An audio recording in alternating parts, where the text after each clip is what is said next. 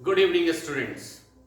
तो चलिए आज हम लोग शुरू करते हैं 12th का क्रैश कोर्स और एक नए कार्य को शुरू कर रहे हैं। तो गणेश जी महाराज और माता Saraswati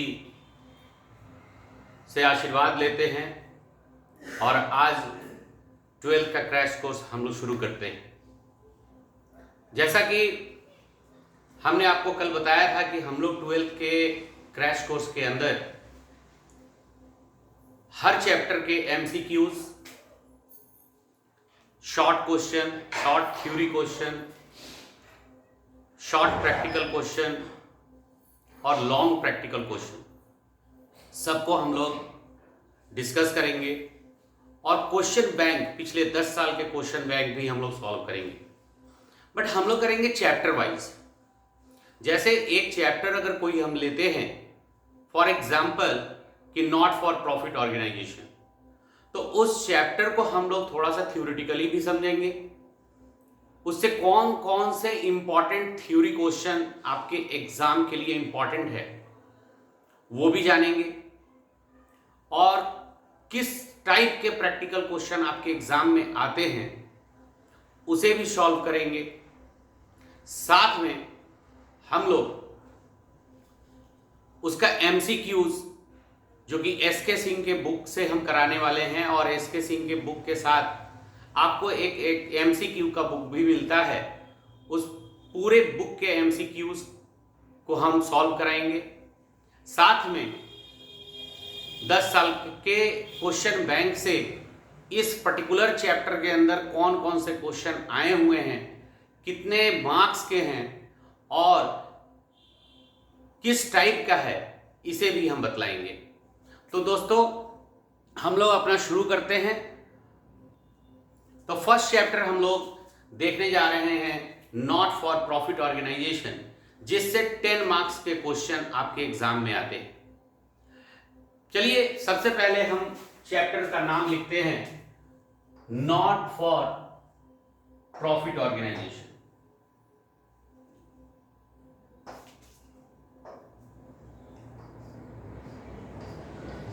not for profit organisation.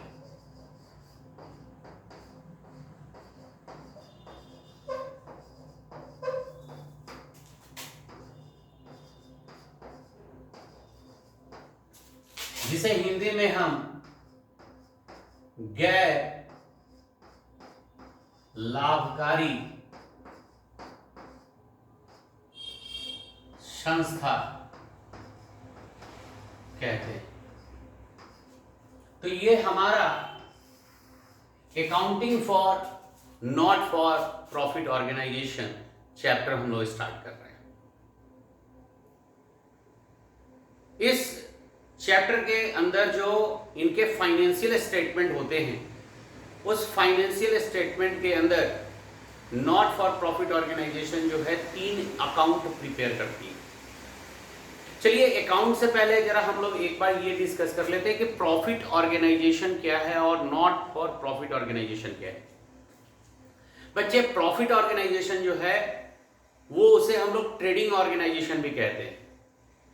यानी जिस ऑर्गेनाइजेशन के एक्टिविटीज का मेन एम प्रॉफिट अर्न करना है वो प्रॉफिट ऑर्गेनाइजेशन है, और जिस ऑर्गेनाइजेशन का मेन मोटिव प्रॉफिट अर्न करना नहीं, समाज को सेवा प्रदान करना है, टू सर्व द सोसाइटी, तो वो हमारा या वो ऑर्गेनाइजेशन जो है वो नॉट फॉर प्रॉफिट ऑर्गेनाइजेशन है।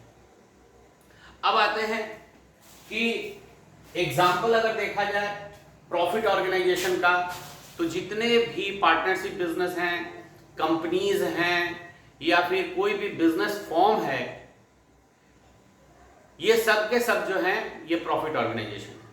और नॉट फॉर प्रॉफिट ऑर्गेनाइजेशन में हॉस्पिटल हो गया, कोई ट्रस्ट हो गया, या कोई मंदिर हो गया, मस्जिद हो गया, स्पोर्ट्स क्लब हो गया, ये सारे ऑर्गेनाइजेशन जो हैं ये क्या है, नॉट फॉर प्रॉफिट ऑर्गेनाइजेशन है। अब नॉट फॉर प्रॉफिट ऑर्गेनाइजेशन को अपने अकाउंटिंग के अंदर बहुत सारे अकाउंट प्रिपेयर करने की जरूरत नहीं होती। वो सिर्फ और सिर्फ 3 अकाउंट प्रिपेयर करते हैं, यानी नॉट फॉर प्रॉफिट ऑर्गेनाइजेशन के जो फाइनेंशियल स्टेटमेंट हैं। कौन क्या भाई? Financial statement includes, financial statement includes, financial statement के अंदर जो इंक्लूड होता है वो पहला अकाउंट जो होता है जिसे हम बोलते हैं बच्चे receives and payments account, receives and payments account, जिसे बच्चे हिंदी में बोलते हैं कि प्राप्ति एवं भुगतान खाता, प्राप्ति एवं भुगतान खाता। राइट बच्चे। अब जो दूसरा अकाउंट होता है उसे हम बोलते हैं income and expenditure, expenditure account, जिसे हिंदी में हम बोलते हैं आय एवं व्यय खाता, आय एवं व्यय खाता। और तीसरा जो अकाउंट होता है जिसे हम बोलते हैं बैलेंस शीट, बैलेंस शीट। और बैलेंस शीट यानी आर्थिक चिट्ठा।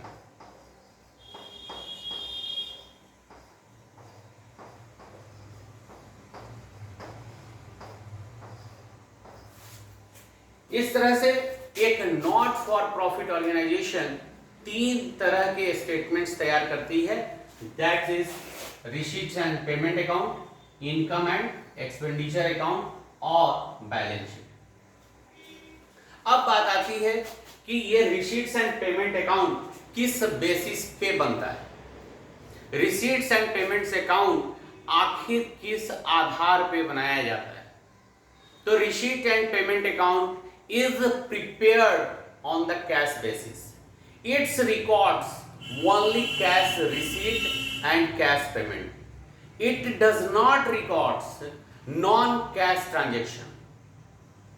Non-cash transaction receipts and payments account के अंदर रिकॉर्ड नहीं होते।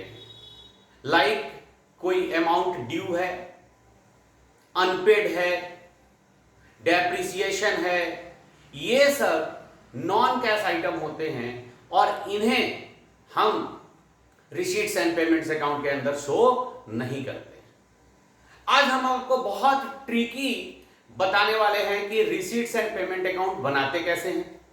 रिसीट्स एंड पेमेंट अकाउंट के हेल्प से इनकम एंड एक्सपेंडिचर कैसे बनाते हैं, रिसीट्स एंड पेमेंट अकाउंट के अंदर किस नेचर के रिसीट्स और पेमेंट रिकॉर्ड होते हैं, इनकम एंड एक्सपेंडिचर अकाउंट के अंदर किस नेचर के रिसीट्स एंड पेमेंट रिकॉर्ड होते हैं, और बैलेंस शीट के अंदर कौन कौन से आइटम रिकॉर्ड होते हैं।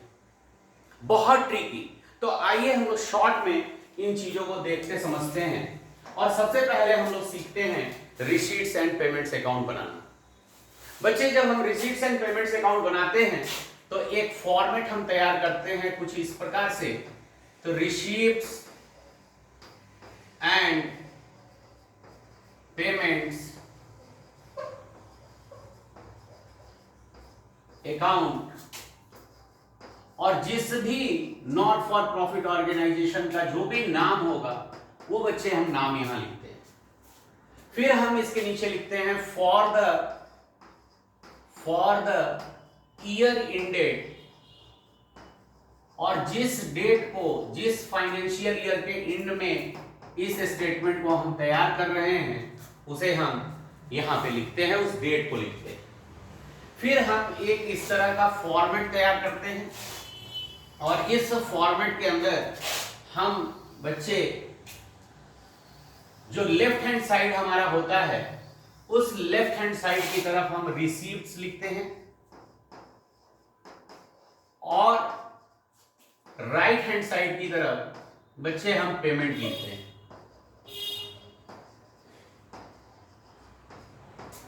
और इसमें अमाउंट लिखते हैं। अब रिसीट्स एंड पेमेंट्स अकाउंट जब हम प्रिपेयर करते हैं तो फर्स्ट ऑफ ऑल हम ओपनिंग बैलेंस लिखते हैं। फर्स्ट ऑफ ऑल हम डेबिट की तरफ 2 से ओपनिंग बैलेंस को लिखते हैं। और ओपनिंग बैलेंस किसका? तो कैश इन हैंड का और बचे कैश एट बैंक का। कैश इन हैंड और कैश एट बैंक, इनके बैलेंस बच्चे हम यहां लिख देते हैं। इसके बाद आता है जितने भी रिसीप्ट्स होते हैं, जितने भी रिसीप्ट्स, चाहे वो रेवेन्यू नेचर का रिसीट्स हो, चाहे वो कैपिटल नेचर का रिसीट्स हो, सारे रिसीट्स, यानी सिंपल सी बात हो गई कि दोनों नेचर के रिसीप्ट्स हम रिसीप्ट साइड में दिखाते हैं। तो जो रिसीप्ट साइड में लिखते हैं उसमें लिखते हैं ऑल टाइप्स ऑफ रिसीप्ट्स।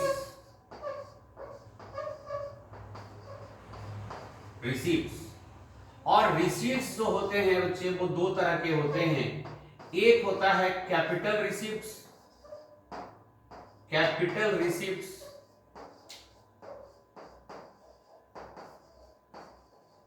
और दूसरा होता है रेवेन्यू रिसीप्ट्स।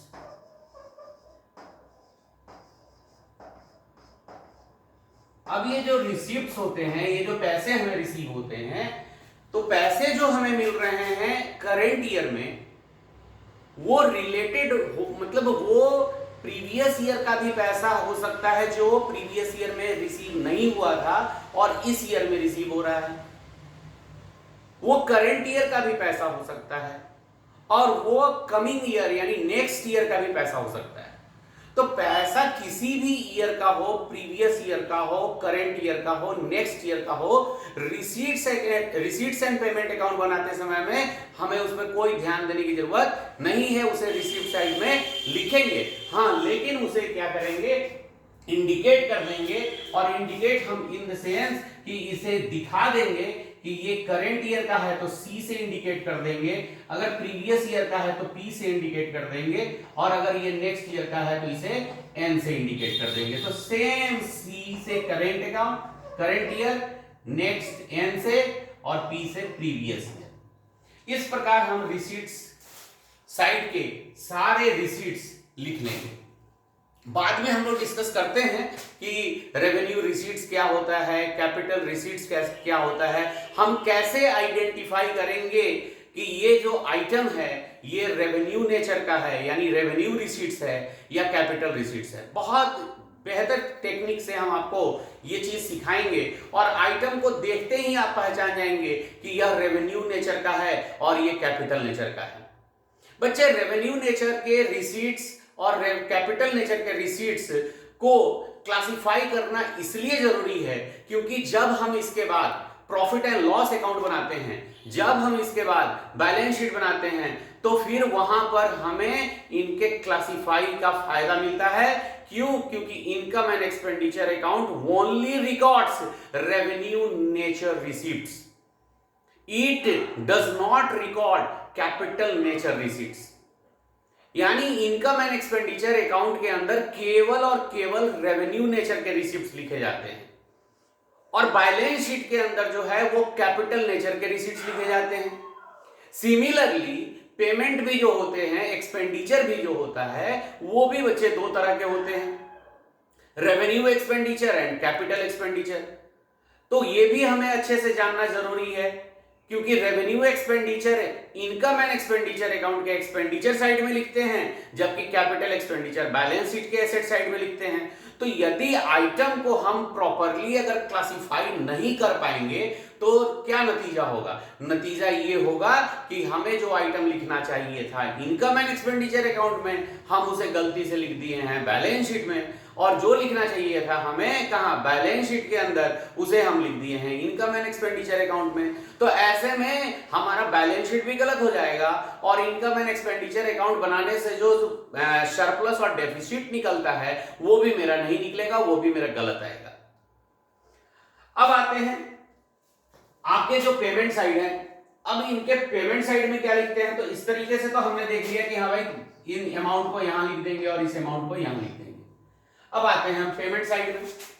तो पेमेंट साइड में क्या होगा, पेमेंट साइड में होगा कि देखो ये जो कैश इन हैंड है और कैश एट बैंक है, तो कैश इन हैंड के तो balance always debit, but bank के जो बैलेंस होते हैं आइदर डेबिट और क्रेडिट होता है। ऐसे में जब बैंक का डेबिट बैलेंस दिया हो तो वो तो हम रिसीप्ट साइड में लिख देंगे, लेकिन जब अगर बैंक का ओपनिंग बैलेंस क्रेडिट बैलेंस दिया हो, जिसको हम लोग क्रेडिट बैलेंस को ओवरड्राफ्ट बैलेंस बोलते हैं, तो क्रेडिट बैलेंस दिया होगा तो बच्चे हम उसे क्रेडिट में लिखेंगे बाय बैलेंस बीडी, और ये क्रेडिट बैलेंस है किसका, ये क्रेडिट बैलेंस ऑफ बैंक, जिसे हम ओवरड्राफ्ट बैलेंस भी बोलते हैं। तो चलिए हम इससे इसकी शुरुआत करेंगे, अगर क्वेश्चन के अंदर दिया होगा तो। फिर आता क्या है, तो इसके अंदर अब इस साइड में जब हम लिखते हैं तो सारे पेमेंट लिखते हैं, तो सारे जैसे ही हम बोल रहे हैं कि सारे पेमेंट लिखते हैं, इसका मतलब सारे पेमेंट का मतलब पेमेंट के भी टाइप होते हैं। तो हाँ जी, पेमेंट के भी टाइप होते हैं। एक होता है हमारा, तो यहां पे हम पहले लिख देते हैं ऑल टाइप्स ऑफ पेमेंट। अब ऑल टाइप्स ऑफ पेमेंट बोलो या फिर आप बोल दो उसे क्या, एक्सपेंडिचर। क्या बोल दो जी, एक्सपेंडिचर। ओके, अब ऑल टाइप ऑफ एक्सपेंडिचर, तो ठीक है भाई, एक्सपेंडिचर भी कितने तरह के होते हैं, तो वो भी दो तरह के होते हैं। एक होता है हमारा कैपिटल एक्सपेंडिचर,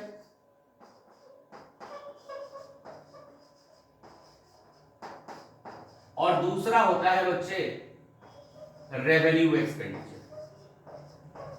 रेवेन्यू एक्सपेंडिचर,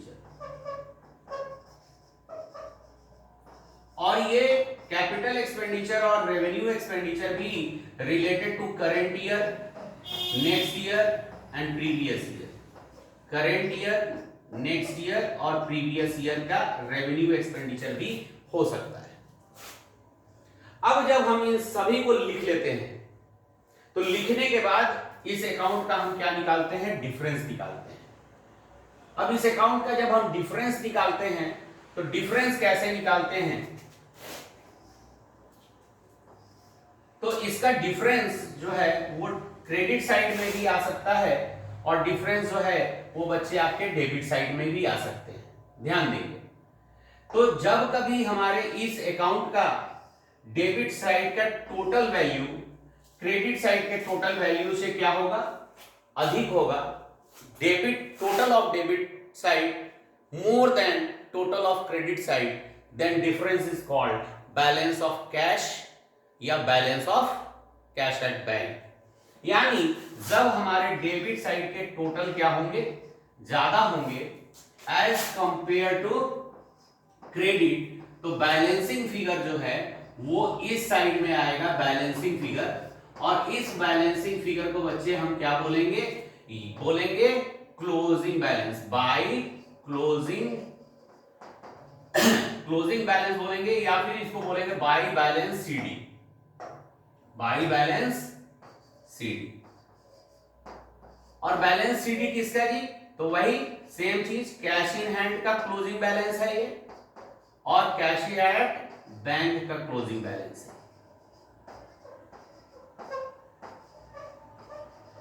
लेकिन कभी कभी होता क्या है कि इसका क्रेडिट साइड ज्यादा हो जाता है as compare to debit side, और ऐसे में बैलेंस आ जाता है इस साइड में, और इस साइड में हम लिख देते हैं बैलेंस सीडी।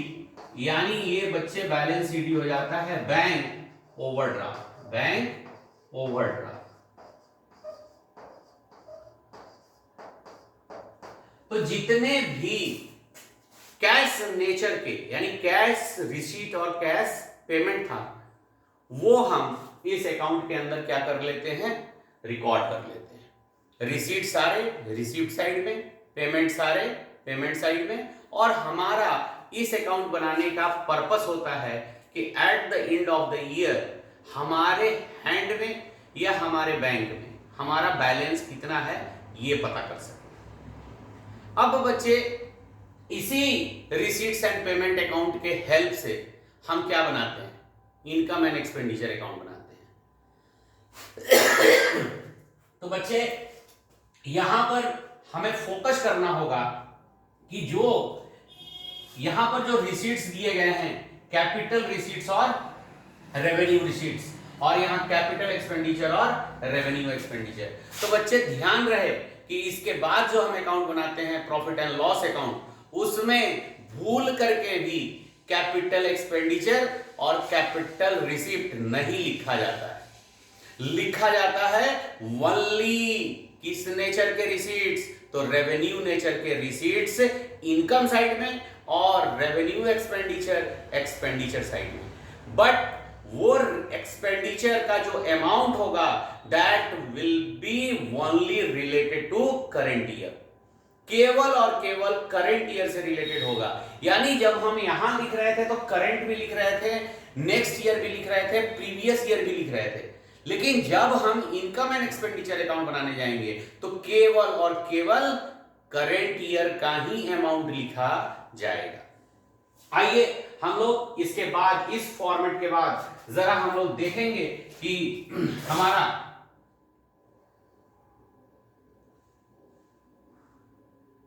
इस फॉर्मेट के बाद हम लोग देखेंगे कि हमारा इनकम एंड एक्सपेंडिचर अकाउंट कैसे बनता है। आइए देखें हम लोग। तो अब हम फॉर्मेट बनाने जा रहे हैं income and expenditure account. Income and expenditure account.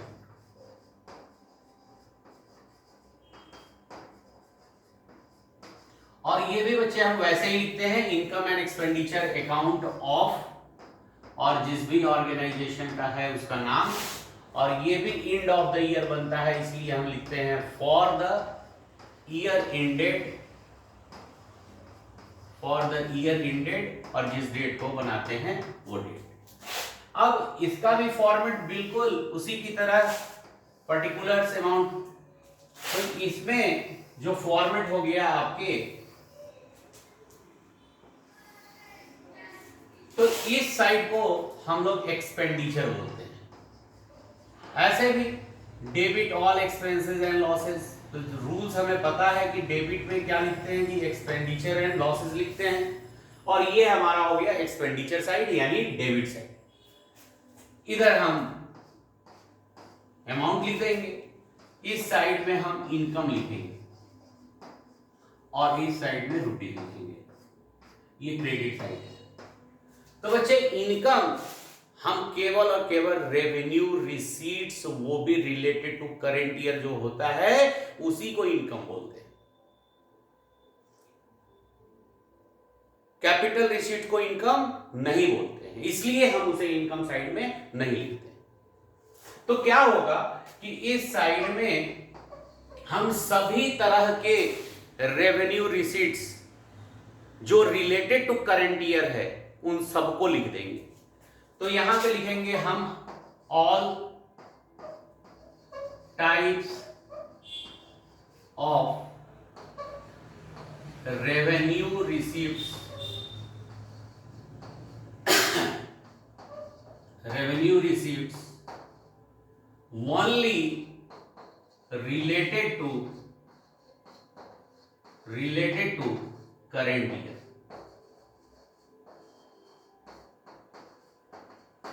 हम आपको नेक्स्ट क्लास में सिखाएंगे कि किसी भी इनकम का, किसी भी रेवेन्यू रिसीट्स का करंट ईयर का वैल्यू कैसे निकालते हैं। अभी देखो हम यहां पे आपको नाम नहीं लिखवा रहे हैं, हम आपको नेक्स्ट क्लास में आपको नाम बताएंगे कि हमारे रेवेन्यू रिसीट्स होते कौन कौन से हैं। जो बच्चे पढ़े हैं उन्हें पता है कि रेवेन्यू रिसीट्स जो है वो सब्सक्रिप्शन है, एंट्रेंस फी है, एडमिशन फी है, मेंबरशिप फी है, डोनेशन में जनरल डोनेशन है, ये पता है।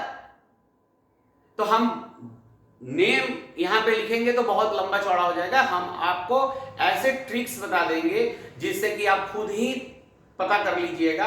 और एक बार क्लास में हम जरा एक बार रेवेन्यू रिसीट्स के नेम्स और रेवेन्यू एक्सपेंडिचर्स के नेम हम आपको बुक से बता देंगे बहुत अच्छे से, और रेवेन्यू पेमेंट यानी रेवेन्यू एक्सपेंडिचर और कैपिटल एक्सपेंडिचर बता देंगे।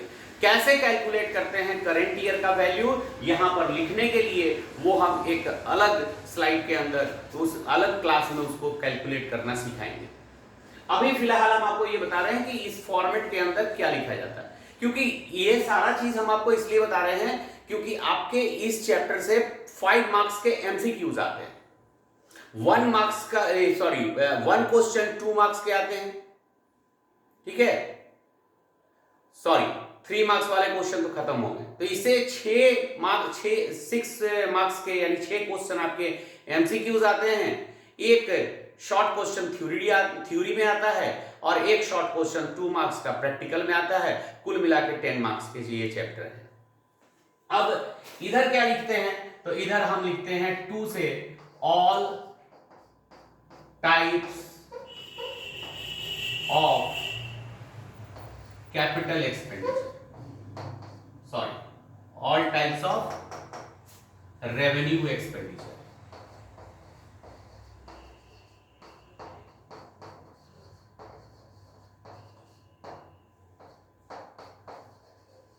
all types of revenue expenditure, but ध्यान रहे only related to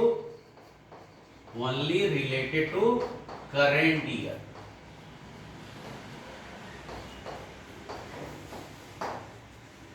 और जब हम इधर सारे रेवेन्यू एक्सपेंडिचर जो करंट ईयर से रिलेटेड है उनके वैल्यूज हम इसके अंदर लिख देते हैं, और इधर सारे रेवेन्यू रिसीट्स जो रिलेटेड टू करंट ईयर है लिख देते हैं, तो इनका हम बच्चे क्या निकालते हैं, इनका हम डिफरेंस निकालते हैं।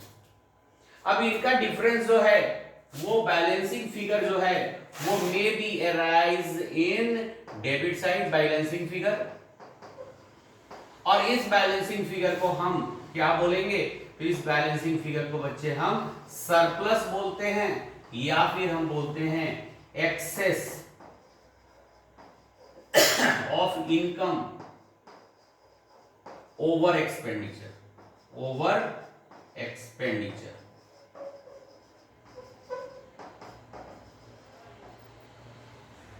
और याद रहे कि ये जो सरप्लस है इसे हम ऐड करते हैं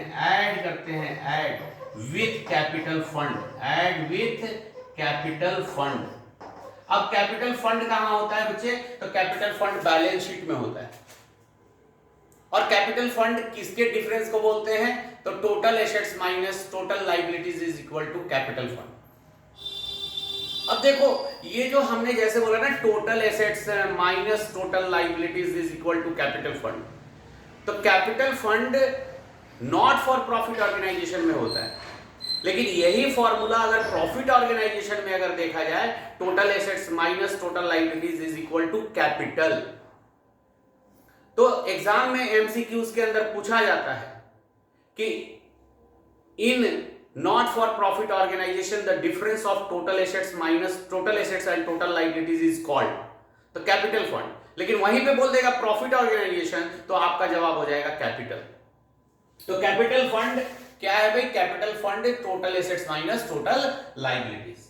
तो इधर जब डिफरेंस आएगा यानी credit side more then debit side होगा, तो डिफरेंस डेबिट साइड में हम लिखेंगे और उसे बोलेंगे सरप्लस या excess of income over expenditure.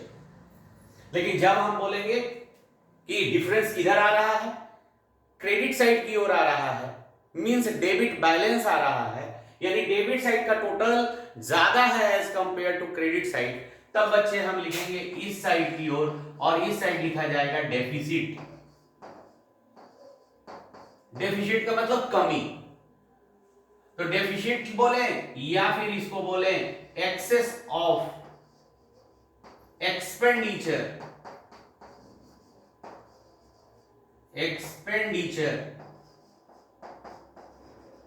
Over income. और बड़ा सिंपल है भाई कि जब सरप्लस कैपिटल फंड से ऐड होता है तो डेफिसिट क्या होगा, लेस होगा, तो less from capital fund, less from capital fund, और इधर के बैलेंसिंग फिगर को बोला जाएगा।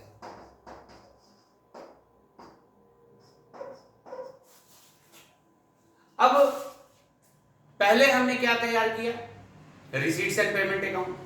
फिर क्या बनाया, रिसीट्स एंड पेमेंट अकाउंट के ही हेल्प से क्या बनाया, इनकम एंड एक्सपेंडिचर अकाउंट। अब दोनों के हेल्प से, रिसीट एंड पेमेंट अकाउंट के हेल्प से, इनकम एंड एक्सपेंडिचर अकाउंट के हेल्प से, और कुछ एडिशनल इंफॉर्मेशन के हेल्प से हम तैयार करेंगे क्या, बैलेंस शीट। तो नाम ही है इसका बैलेंस शीट, और हम लोग शुरू से जानते हैं कि बैलेंस शीट क्या रिकॉर्ड करता है, लाइबिलिटीज एंड एसेट्स। तो जो एसेट्स और liabilities not for profit organisation का है वो बैलेंस शीट में रिकॉर्ड किया जाएगा। तो बैलेंस शीट में कैसे रिकॉर्ड करेंगे, आइए देखें अगला। तो अब हम यहां पे लिखते हैं बैलेंस शीट, और बैलेंस शीट ऑफ, और इसका जो डेट होगा एज ऑन, जिस डेट को एंड हो रहा है वो डेट। बैलेंस शीट के जो फॉर्मेट हैं वो कुछ इस प्रकार से हैं। अब देखो, जो चीज आपने रिसीट्स एंड पेमेंट अकाउंट में छोड़ दिया है, क्या छोड़ा है भाई रिसीट साइड में, आपने कैपिटल रिसीट्स छोड़ा है। आपने रिसीट्स एंड पेमेंट अकाउंट के क्रेडिट साइड में क्या छोड़ा है, कैपिटल एक्सपेंडिचर छोड़ा है। और क्या छोड़ा है, तो जो क्लोजिंग बैलेंस आया हुआ था कैश इन हैंड और कैश एट बैंक का वो छोड़ा है। उसे आप अभी तक जो नेक्स्ट अकाउंट बनाए हैं इनकम एंड एक्सपेंडिचर अकाउंट, उसमें रिकॉर्ड नहीं किए, तो वो यहां रिकॉर्ड होगा। तो हम यहां पर लिखेंगे all types of capital receipts, all types of capital receipts. अगर बैंक ओवरड्राफ्ट हमारा निकला था, बैंक ओवरड्राफ्ट, तो वो लिखेंगे। यदि कोई एक्सपेंसेस आउटस्टैंडिंग है तो वो लिखा जाएगा। अगर कोई इनकम रिसीव्ड इन एडवांस है, रिसीव्ड इन एडवांस है तो वो लिखा जाएगा। फिर हम इसके अंदर यहां पे कैपिटल फंड लिखेंगे। क्या लिखेंगे बच्चे, कैपिटल फंड लिखेंगे, और फंड का पैसा अंदर लिखेंगे। इसमें हम प्लस करेंगे, क्या प्लस करेंगे, तो सरप्लस प्लस करेंगे यदि सरप्लस निकला होगा तो, और यदि डेफिसिट निकला होगा हमारे इनकम एंड एक्सपेंडिचर अकाउंट में तो उसे हम लेस करेंगे। और इस तरीके से ऐड लेस करने के बाद अमाउंट को बाहर भेज देंगे।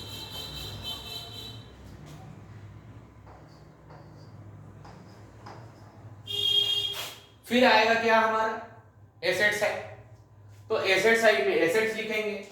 तो सबसे पहले तो जो कैश इन हैंड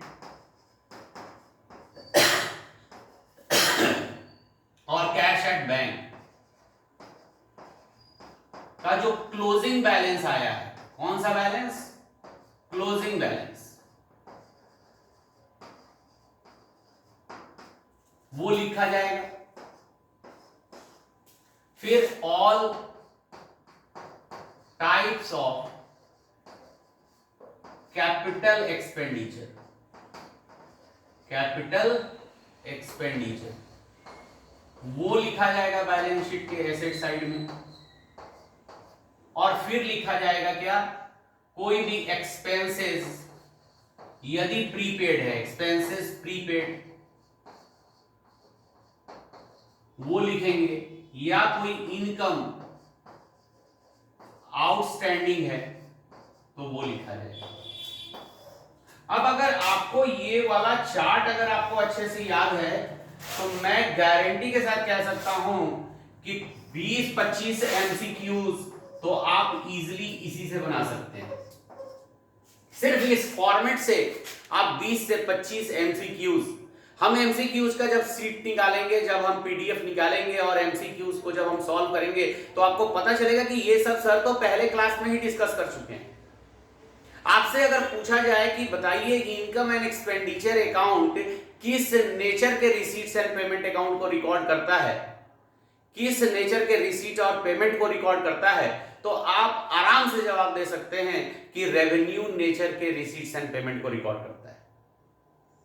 और आपसे पूछा जाए कि बैलेंस शीट किस नेचर के रिसीट्स एंड पेमेंट को रिकॉर्ड करता है, तो कैपिटल नेचर के रिसीट्स एंड पेमेंट को रिकॉर्ड करता है। आपसे पूछा जाए कि आउटस्टैंडिंग इनकम किस अकाउंट में शो करते हैं, रिसीट एंड पेमेंट अकाउंट में, कि इनकम एंड एक्सपेंडिचर अकाउंट में, कि बैलेंस शीट में, तो आप आराम से जवाब दे सकते हैं कि बैलेंस शीट में शो करते हैं। आउटस्टैंडिंग एक्सपेंसेस कहां शो करते हैं, तो बैलेंस शीट में शो करते हैं। तो इस तरीके से प्रॉपरली क्लास को अगर करते हैं, सारे वीडियोस अगर आप देखते हैं, तो श्योर एंड श्योर 10 मार्क्स के ये चैप्टर हैं और मैं दावे के साथ कह सकता हूं कि 10 आउट ऑफ 10 आपको आएंगे, नो डाउट। आप बस रेगुलर इस चैनल को विजिट करेंगे, देखेंगे और जितने भी चीजें अभी बोर्ड पे लिखवाई जा रही है आप इसको लिखेंगे भी अपने कॉपी में, आप एक नोट्स भी तैयार करेंगे। तो आज के लिए हमने आपको 3 चीजें बताई, receipts and payment account, income and expenditure account और बैलेंस शीट। कल हम लोग समझेंगे कि रेवेन्यू नेचर के रिसीट्स कौन कौन से आइटम को बोलते हैं, कैपिटल नेचर के रिसीट्स कौन कौन से आइटम के होते हैं, रेवेन्यू एक्सपेंडिचर क्या है, कैपिटल एक्सपेंडिचर क्या है, इसको समझेंगे। और फिर हम लोग 1-2 क्वेश्चन करेंगे और करेंट ईयर का इनकम